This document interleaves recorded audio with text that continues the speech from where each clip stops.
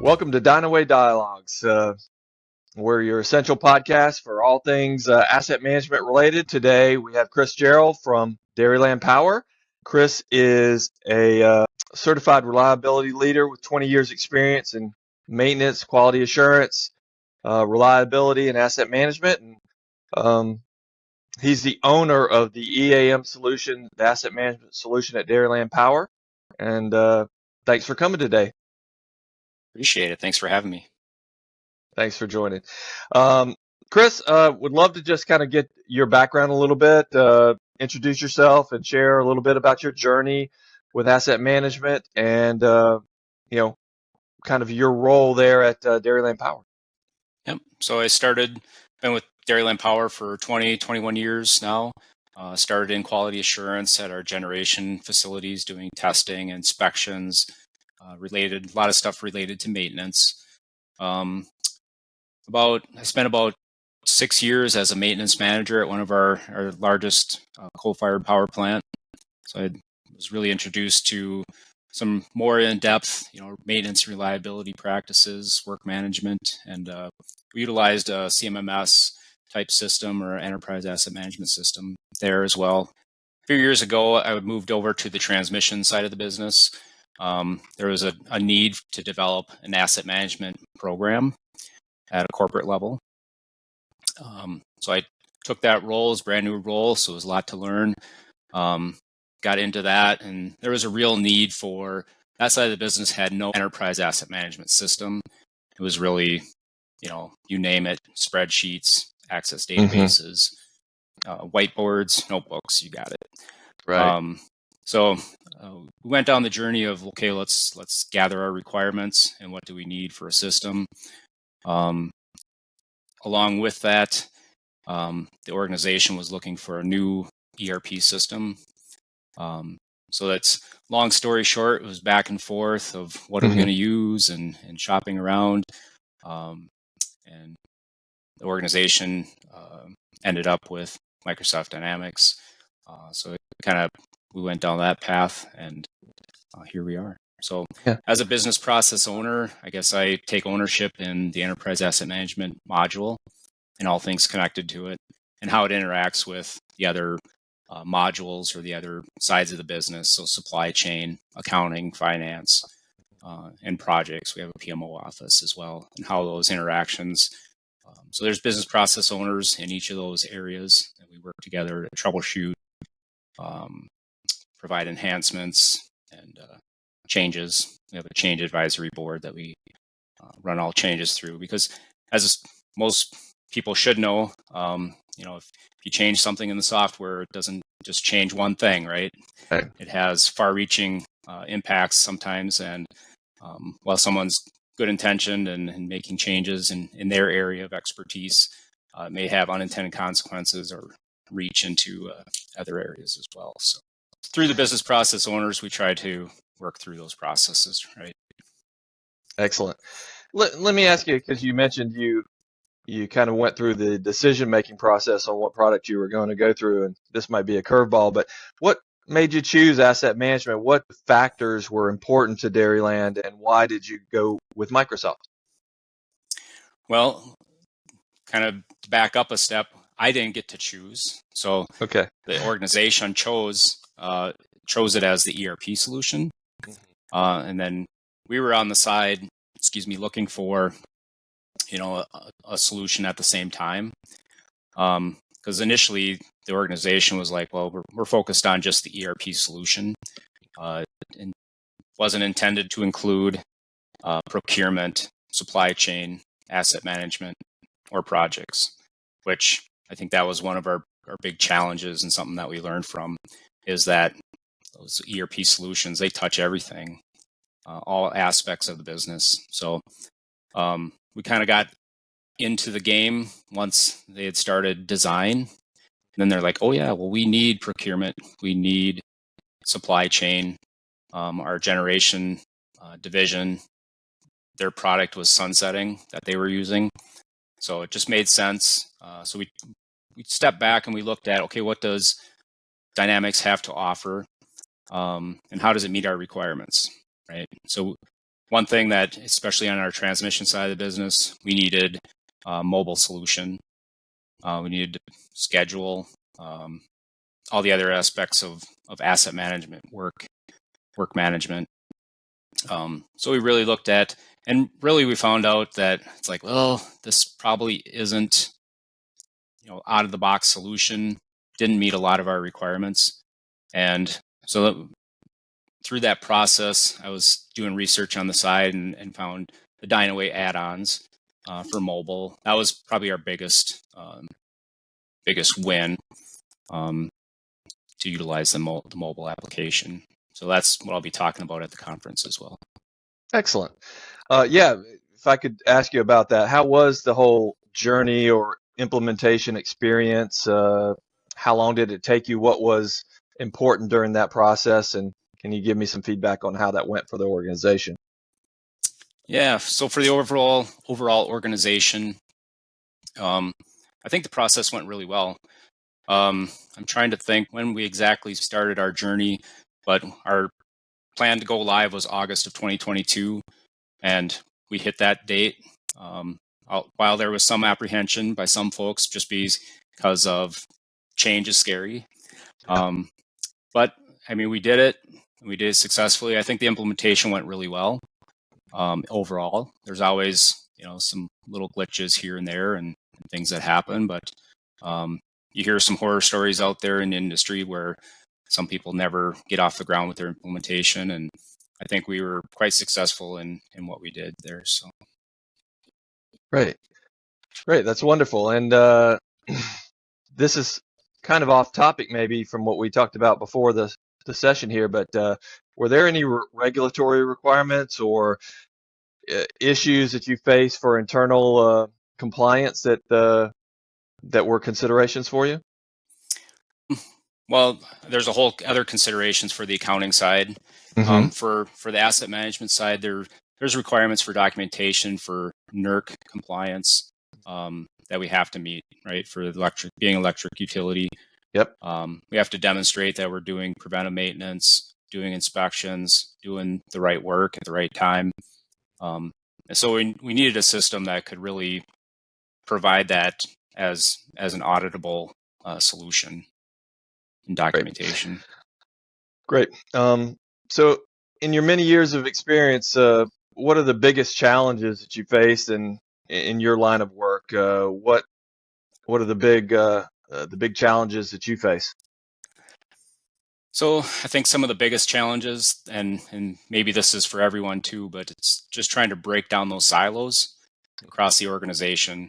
I think a lot of departments in businesses, they focus on their department and how things affect them. But trying to think holistically as an organization and trying to think through those processes, and especially when you're implementing an ERP or EAM system that touches so many different areas, that just having that bigger picture and trying to get people out of their silos and thinking about how it I shouldn't say cradle to grave, but start to finish the process and all the areas it goes through and who it touches. And so that's one of the biggest things. An organizational understanding of the full asset lifecycle.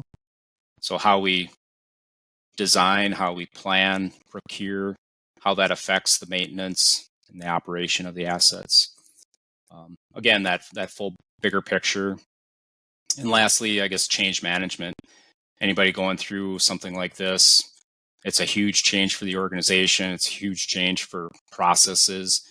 It's a big change for how people do their work sometimes. So you just got to plan for that, keep people in the loop, try to prep with education and just keeping it out in front of people, being transparent. So, wow, sounds like you had a good handle on it. From your perspective, you've been in maintenance and reliability for 20 plus years. What do you see as the key changes over that time period, and how do you feel operational efficiency is impacted by technology and things are moving so fast nowadays? Yeah, it's definitely moving fast. Our organization, as well as others, we're trying to move away from paper. trying to digitalize our information and our processes. The mobile apps in general have helped support that, provide efficiency, get that information into the system right away. It's a better user experience, so they're not writing things down and having to input it later or file it away. I think that all leads to data thinking as well, and we've seen that with some of our more traditional employees, that they're starting to think with the mobile, with this new applications, they're starting to think more digitally, and how can we organize our data so that it's readily accessible, so that it's usable. So they're coming up with some good ideas to move us forward for continuous improvement. So that's been a plus on that side. Another thing we're seeing too is with maybe some of the younger generation, they're digital natives.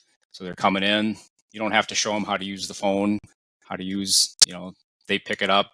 They actually showed me some things, and, so that's great. And moving forward in the industry, I think that's an important aspect, because more and more organizations are adopting those digital. We talk about AI, we talk about, these other platforms that, having that background in how things operate and how to utilize that as a tool pays dividends, and it's helping train that traditional generation as well. So I think that's come along as well. So. Great. Yeah, you mentioned AI. I was going to ask you, do you see AI having an impact as it, specifically in the maintenance world, as it relates to predictive maintenance? Is that something that your organization thinks about? Is that more long-term, short-term? How do you see that journey going? Yeah, and that's something that we're struggling with right now is, you hear about it. There's a lot of technology that is talking about it, a lot of organizations that are talking about it. But we struggle with, okay, we want to use this. We know we can, utilize it for large amounts of data and try to analyze that data to get better decision making. The trick is, how do you do that? How do you set up the infrastructure to do that?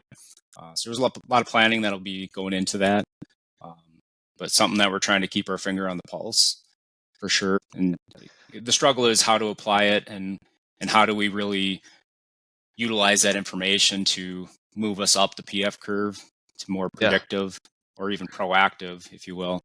Because even at predictive, you're still reacting to potential failures, but you might have more time, and that leads to cost efficiency. It leads to, better safety, and hopefully better decision making as well. So exactly. Yeah, that's great. So you're going to be a speaker at the Dynaway Connect conference coming up that we're very excited about. What are you going to share at your session? What are you excited to see at the conference?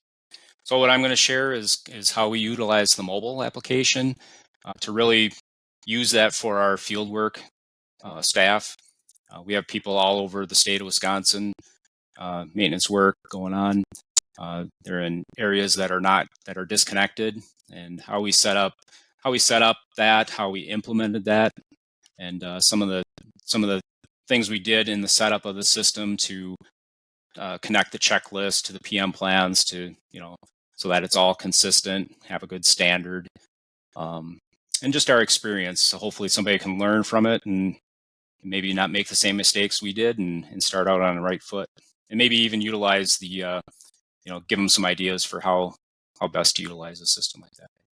I think it could be a fascinating session because I work with companies working with asset management all the time, or thinking about using it, and the field work aspect is a big question I get quite frequently. What are its limits? What are its capabilities? How do you apply those technologies? So I think a lot of potential asset management and asset management users would be interested in how you're doing it. So that's great. You bet. Thanks for joining.